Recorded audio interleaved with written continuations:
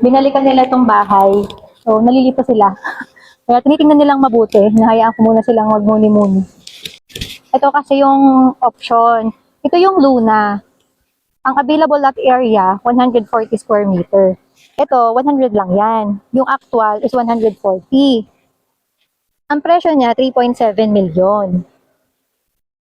Tapos, ano naman yung isang pinagpipilian niya? Bungalow. Na may lot area na 100 square meter. Ito, si Kalisha with trellis.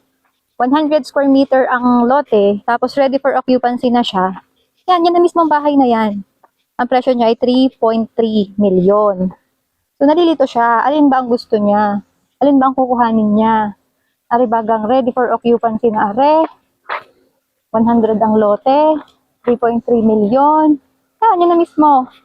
O iyong 2-story single attached na ang location nandoon, malapit sa gate, malapit sa amenity area, tapos 140 square meter ang lot area. Pero ang presyo, 3.7. Mahirap. Kung kayo, ano ang pipiliin nyo? Ating nga rin tulungan? Mahirap. Ano ma?